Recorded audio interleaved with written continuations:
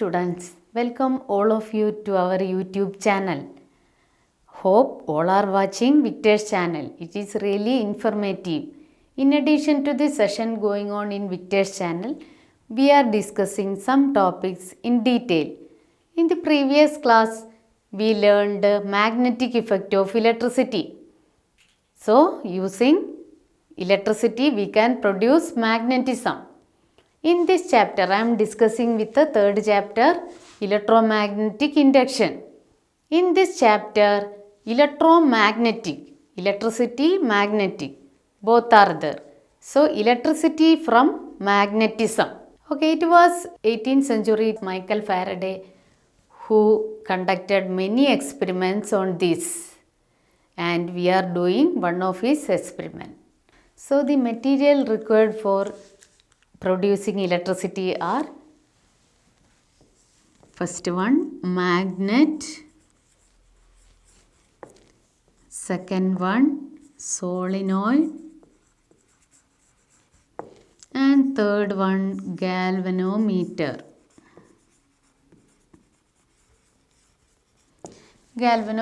So in the 8th standard, you might have learned many things about magnet and magnetism.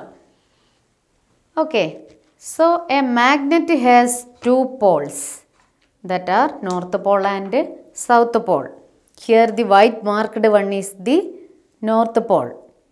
Okay, so around all the magnets there are large number of magnetic line of force. Okay, but first one, the material required to produce electricity is magnet. So all of you know that a bar magnet has two poles, that are north pole and south pole. So this is a bar magnet. Then there are large number of magnetic line of force around a magnet. All of these you might have learned in 8th standard. So all the magnetic line of force start from north pole and ends at south pole.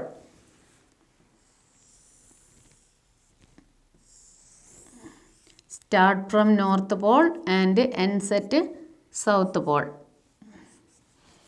Okay, do you know the properties of magnetic line of force? Magnetic line of force rise from north pole and ends at south pole. And these magnetic line of force do not intersect each other. And magnetic line of force are maximum at the poles. So all of the property of a bar magnet you should know. So inside a magnet, do you know, inside a magnet, magnetic line of force are from south pole to north pole. Then only it will complete the line of force. Okay. So can you identify the figure? You might have seen it. It is a generator.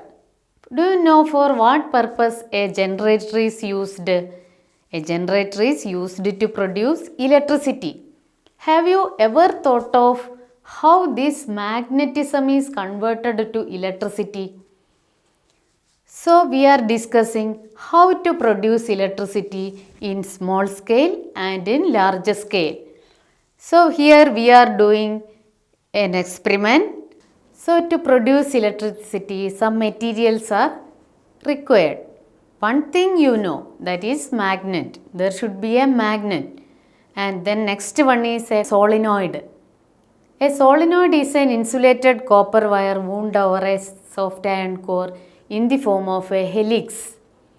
So everything that you have learned in 8th and 9th standard. Then a galvanometer. Do you know for what purpose a galvanometer is used? A galvanometer is used to detect the presence and direction of electricity. So now you can see a solenoid. This is a solenoid. There are many insulated copper wire wound around it, and its two ends are connected to a LED bulb.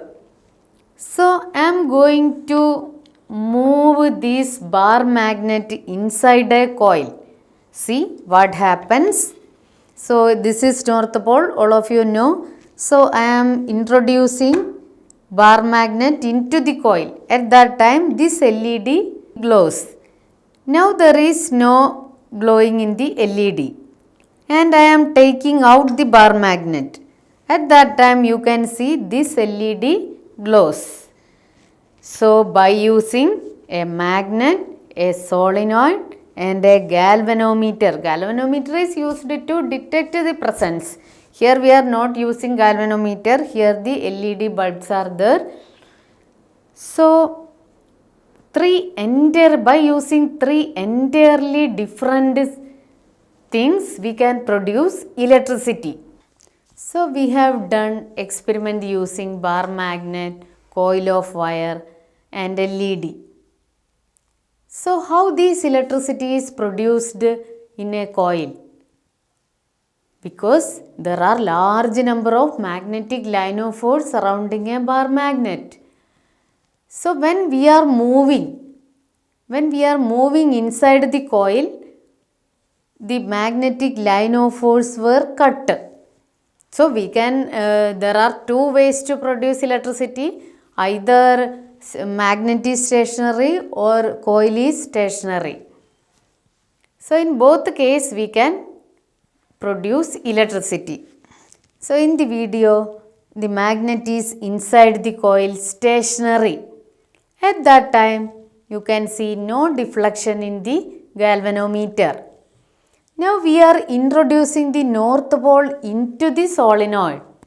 At that time what you can see is the galvanometer needle deflected towards right side. And then it is kept at that position, no electricity is produced. Then we are withdrawing it. While withdrawing, you can see the galvanometer needle deflected left. So this current that is produced in both direction, changing its direction at different interval of time is obtained. When you are moving the coil and magnet at the same time, at the same speed, there is no deflection at all, no magnetic field is, no electricity is produced. So in the coil and magnet experiment, you can see in the video itself, you can see the electricity is on both sides, changing direction on both sides. Then you can look for what happened. Here we are connecting a battery. You know that from battery DC current is obtained. So while connecting battery, I am just connecting it. You can see the galvanometer deflect towards the right side. The galvanometer needle deflect towards the right side. Then we can change the direction.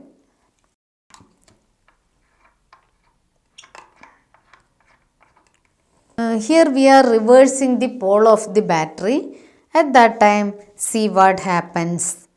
So I am reversing the battery poles.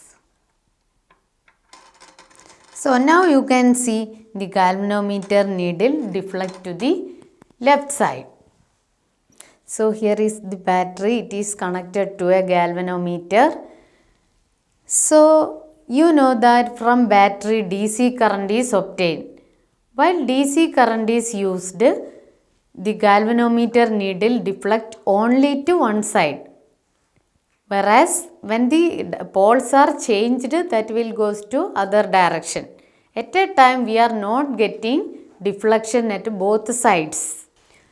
So we can see what are the ways to increase the induced EMF. EMF means voltage, potential difference, all of that you might have learned in 9th standard.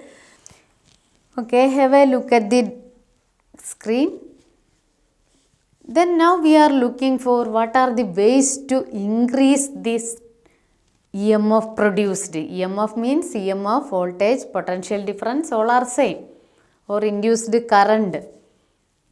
Then first one is bar magnet, solenoid, galvanometer are there. Then bar magnet. We have to increase the strength of the bar magnet. And what about solenoid? Solenoid, we can increase the number of turns. And one thing is also there, we have solenoid bar magnet and there is speed of movement. So when the speed of movement increases, the induced EMF or induced current also increases. So we don't know what's the direction of current. We produced electricity but we don't know direction of current. So a well-known scientist Fleming proposed a rule, that is Fleming's right hand rule. So my right hand is this. Hold your forefinger, middle finger and thumb in mutually perpendicular direction. Thumb, forefinger and middle finger. Then the forefinger represent direction of magnetic field and thumb represent direction of motion. Then the middle finger represent the direction of current. So which is the rule that is used to determine the direction of current? That is Fleming's right hand rule. So in a generator, electricity is produced by using magnetism. So this is the model of a generator used in schools. Okay. So you can you should know what are the things required to make a generator. And these are armature coils and on both sides there are magnetic poles and this one. These two metal things are graphite brush and here the rings are slip rings because this is an AC generator. In AC generator slip rings are used. Mechanical energy is converted to electrical energy. So we need a mechanical energy. So all of you carefully look what happened to the LED. So you can see we are rotating the armature. So we can see an AC current produced at this LED bulb. Okay, today's class we learned many things. The chapter of this heading is electromagnetic induction. So we learned how to produce electricity using magnet and a coil. And what are the ways to increase the electricity produced there. And we discussed Fleming's right hand rule to know the direction of current produced. Okay, then we'll discuss the AC DC current. So I hope all of you see this class worthwhile. Okay.